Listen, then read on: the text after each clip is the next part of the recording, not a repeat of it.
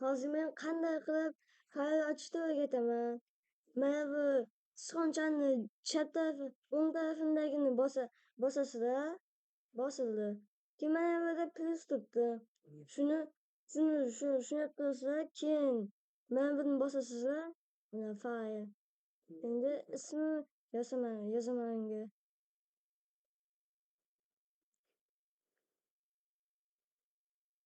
Mana yozdim.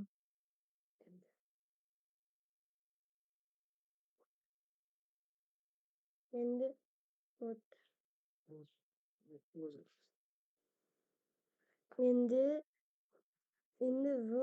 votasiga kiramiz. Mana bunga kiramiz. Keyin yana mana bunga kiramiz.